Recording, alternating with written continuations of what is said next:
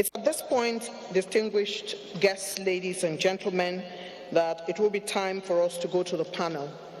And because we are running for time, the day is fast spent, we're going to ask our moderator, whom I'm going to introduce, to spend only 20 minutes in total doing this panel session. Our moderator is a news anchor. She is a State House correspondent for Arise News. She is host of the prime time news program News Night. She has a master's degree in mass communication and a multimedia journalist. Her feet touching print, radio, and television. She has attended trainings at BBC, VOA, and some of the finest institutions in the world. She's named one of the top 50 women changing journalism's face across Nigeria. Please help me welcome Adesua Moran, who is our moderator for today as she makes her way up. Looking lovely in all one of the Nigerian colors in her very, very green outfit. Welcome, Adesua. So, we're going to test her management of time. 20 minutes.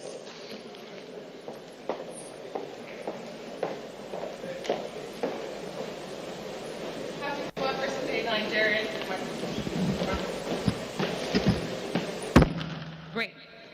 Your Excellency, the President of the Federal Republic of Nigeria, President Bola Ahmed Tinubu, DCFR, ably represented here by his Vice President, Kashim Shettima, GCON.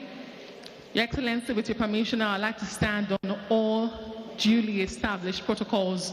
As you see, the excellent MC, Madam Eugenia Abu, has put me on the spot to spend only 20 minutes. Good evening, everybody, and happy Democracy Day. Today, as we mark Democracy Day, we are reminded of how far we have come as a country. 7 election cycles, uninterrupted, peaceful transfer of powers, and most importantly, a resilient democratic spirit. A round of applause for Nigeria and Nigerians. But as has been established earlier by the able, distinguished Professor Egwu, democracy is not just about ballots and elections. It is about governance that matters, inclusion that works, and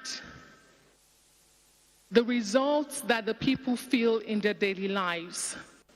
And that is why this conversation is very timely today.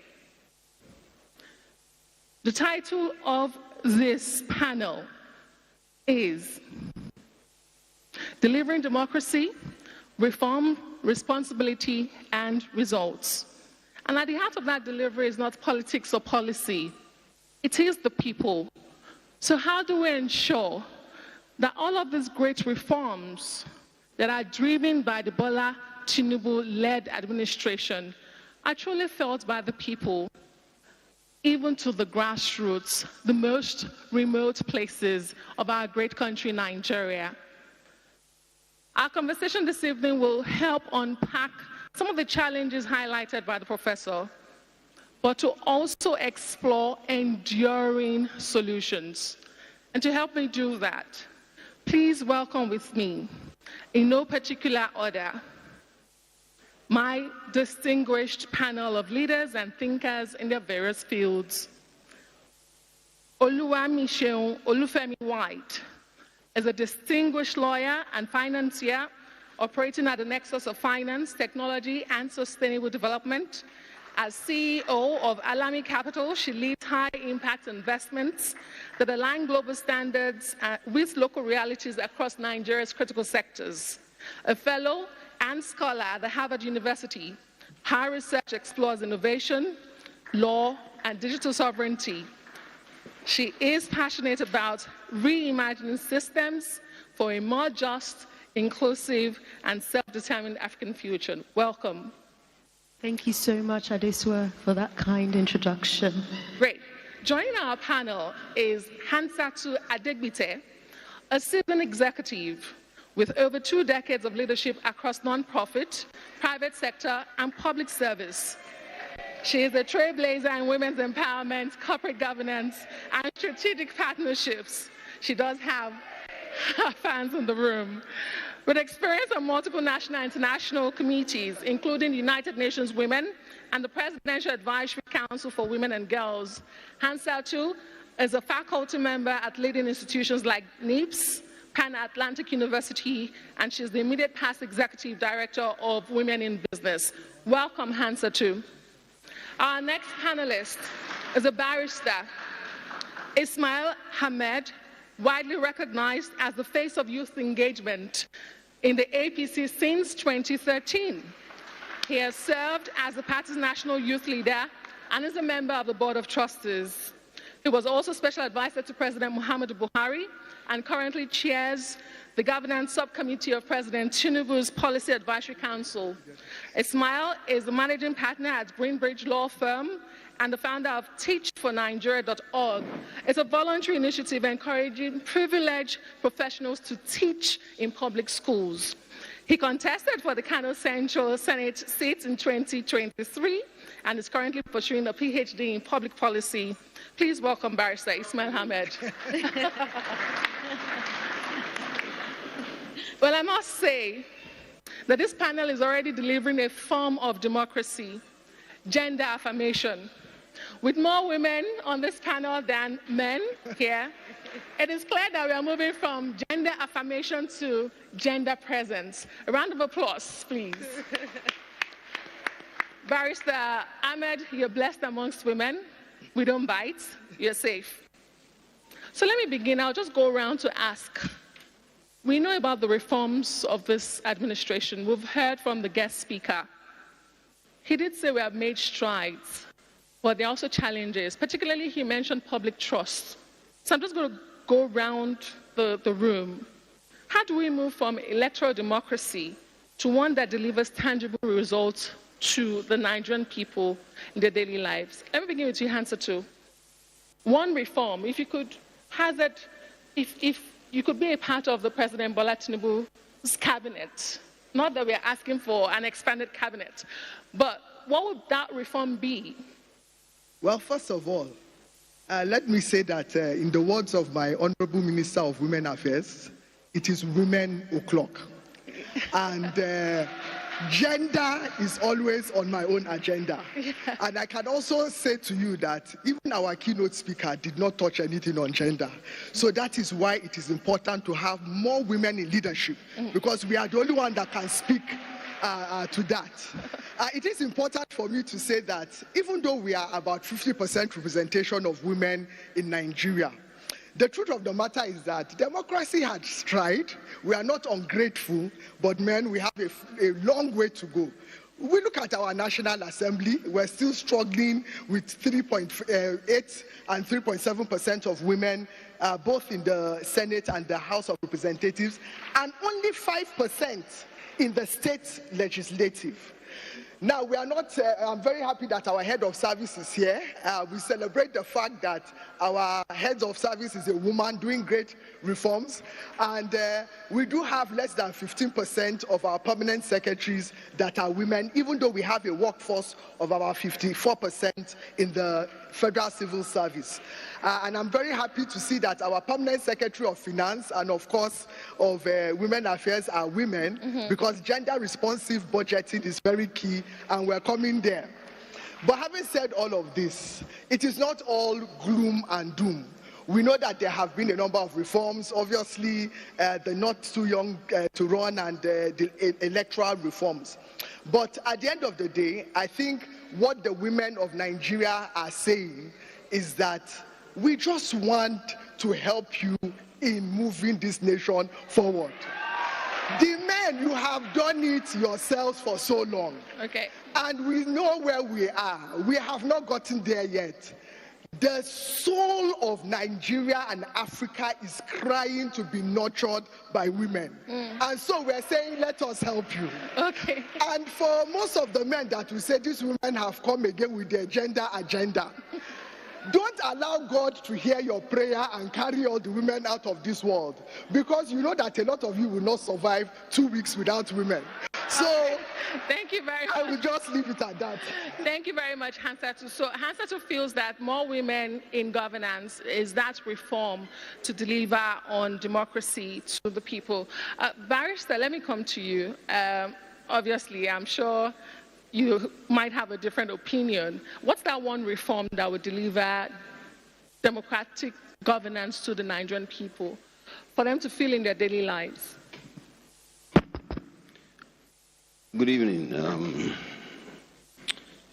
Well, I think I can't say if I know any one particular reform that can take care of this problem. What I can say, however, is this administration has done something that other administrations have been unable to do or have found ways to do it, but they couldn't do it, which is autonomy to the local government. Now, how did they do that? Instead of going through the legal process and making it long and unwinding, the president instructed his attorney general to go straight to the Supreme Court for interpretation because it's a matter of the Constitution.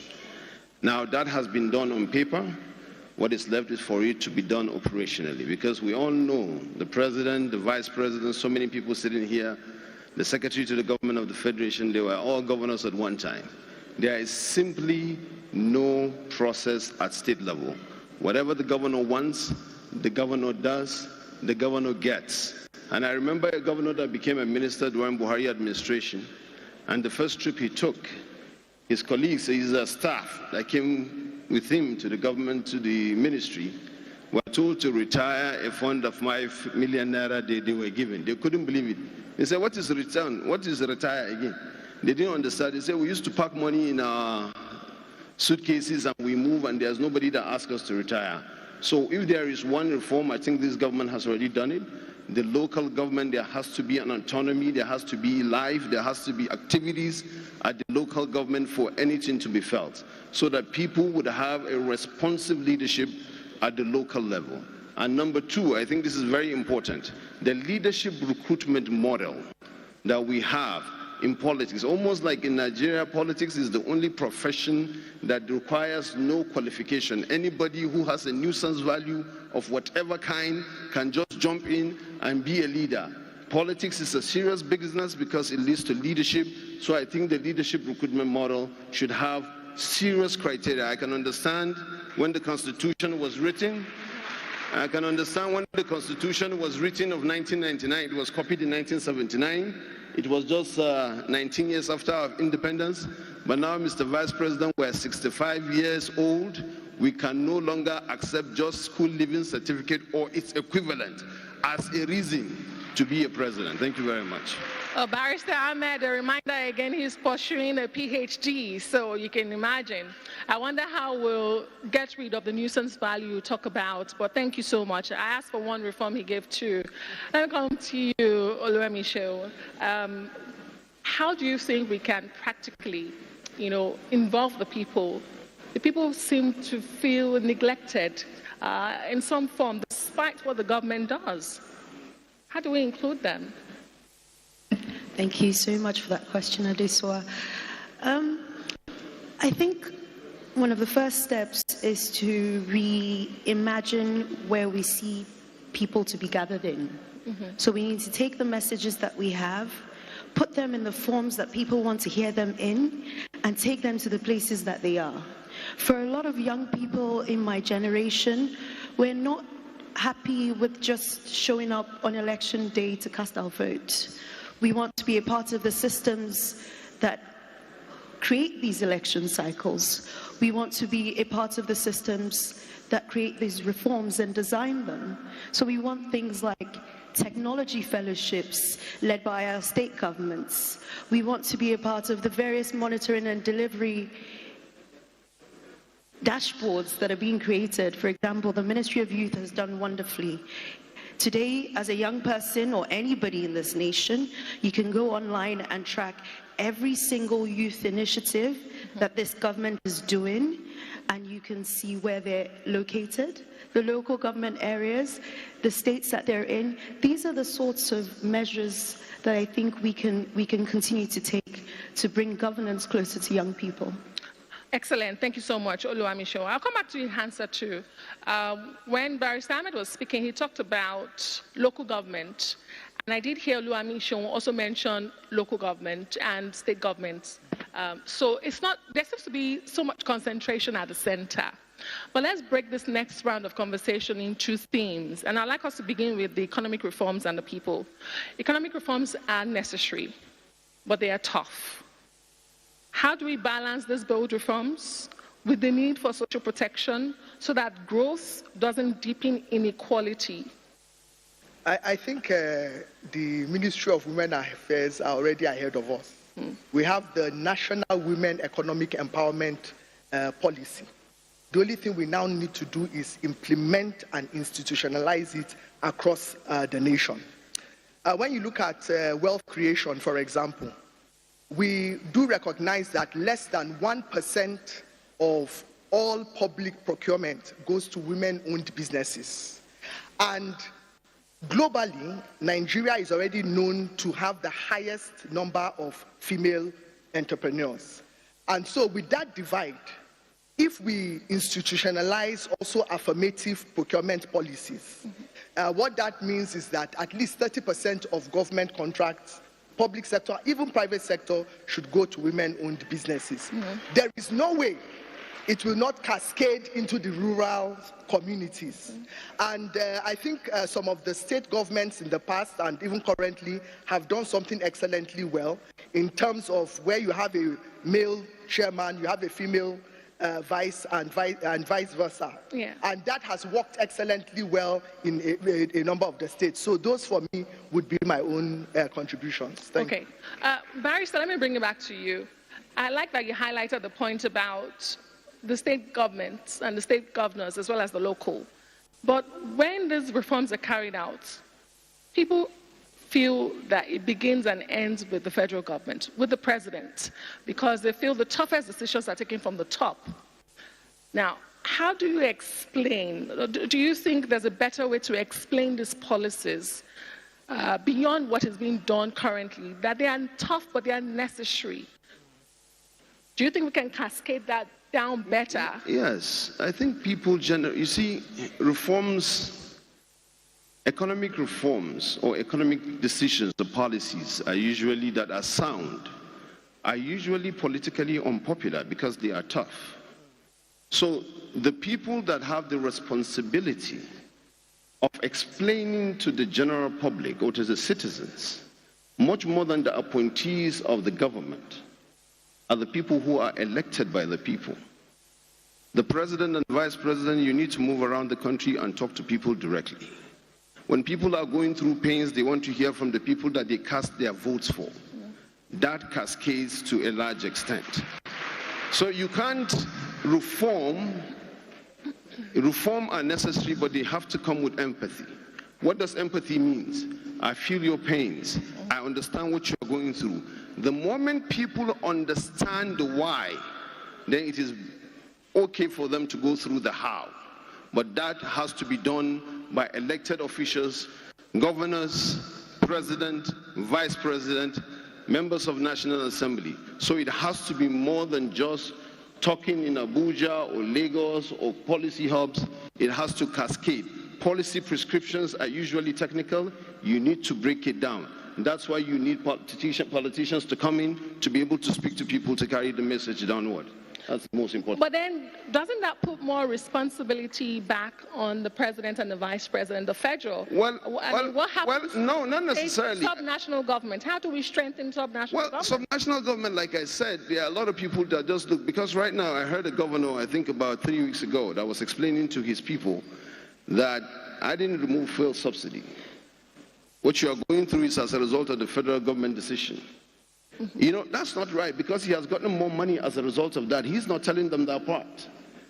But you see, engagement is what democracy is all about. There have to be people at every level that would have to keep people in power in check. Unfortunately, you have more of that at the national level. The civic societies are more responsive at the national level. The media are more responsive at the national level, and they let the subnationals get away with a lot of things.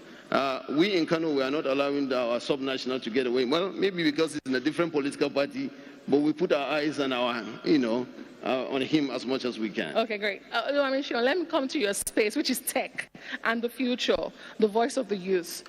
How can we use digital tools and tech to bridge the gap between citizens and their governments? Is it possible? Are we doing that enough? So I gave an example of this dashboard that allows you to essentially see in real time every single project that is happening in this country aimed at young people. Mm-hmm. That is a feat that this country has never seen and that this government has taken. That is an example of how you can use technology to take governance closer to the people. But beyond that, there is a generation that has aspirations that go beyond what is currently in front of us. Mm-hmm. Technology means that we can see what is happening in America, we can see what is happening in China. Mm-hmm. So the world is a much smaller place. Mm-hmm.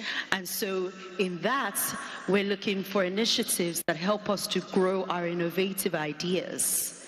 We're looking for both public and private to invest massively, not just in us at the end cycle of when our innovations are starting to take form, but in the knowledge economy, in the training. And thankfully, we're starting to see building blocks of that with the Startup Act, with 3MTT, with an active sort of step towards protecting our data governance. I mean, people talk about data, and I think, this year in particular has, I would hope, helped us to situate what data really means in this age.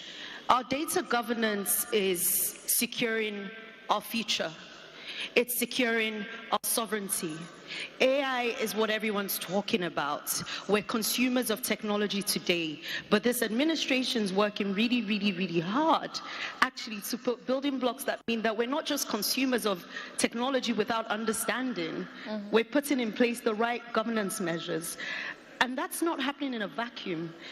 Let's break down what that means. That means in 10 years, when there is a young child born in Festac in Lagos, mm-hmm. the information that they're consuming is not information that is being manufactured outside the shores of this country to shape their mind, but actually in-house, where the value is inward. Mm. And I mean, not just inward, because Nigerian companies are going global. So I don't know if I've answered your question, but go ahead. I think in sum, mm-hmm. what we're looking for is local context, okay. local collaboration, mm-hmm. and local capital. Mm-hmm. Context is that our institutions, public and private, are supporting us as we innovate. Mm-hmm. Collaboration is not just supporting, is when private invests, for example, in a startup, government is also supporting, because what that says to markets is that there is confidence. And then in capital, I've just explained. Indeed, and that opens doors, creates jobs, and cascades to the people. So and also increases patriotism. So today, a lot of young Nigerians are asking the question, what is Nigeria doing for me? Great. And this actually helps with that question. Fantastic, Oluwamiso. Now, as we wrap up, this question will also go around, and I'd like to begin with answer 2. One visible step. In the beginning, I asked for one reform that we could take. But as we close, one visible step that the government can take in the next perhaps 12 months to build democratic trust, because, again, we go back to public trust and building public trust. Well, we're women. We won't ask for one. I have His Excellency here. You can remove answer 2 from women and gender. So we will ask for special seats for women. I know that there's a lot of requests around that, just to create that in the National Assembly. We will also ask for gender-responsive budgeting, because I can see that the Minister of Budget and Planning is here. And at the same time, to put the icing on the cake, we just want to ask for affirmative action for leadership positions for women, because with the women of Nigeria, we want a democracy that listens to our women, learns from our women, and leads with our women. Thank you very much. Answer to you, Barrister Ahmed.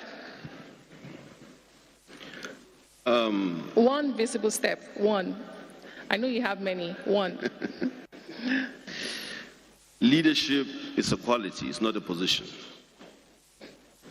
People remember you by how you make them feel, not necessarily what you tell them or what you do to them.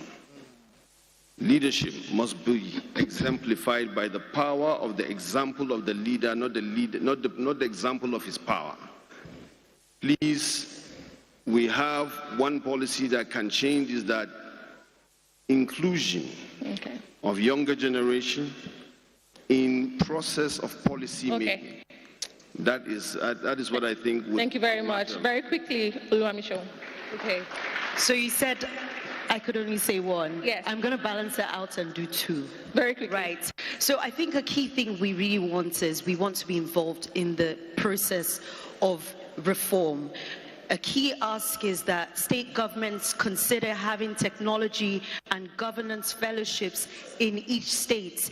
And such fellow would be someone who is so brilliant that they're building the next innovation that is going to address a real problem that we face as a nation. The second key ask is that you actually support our youth bank. You capitalize it and you allow for it to function in a way that serves young people. Again, democracy is not about the elections or the ballots, but governance that works, inclusion that matters, and the results that the people feel in their daily lives. Thank you so much to my brilliant panelists. I am Adesua Omorwan. Good evening and happy Democracy Day again. Thank you very much to our panel.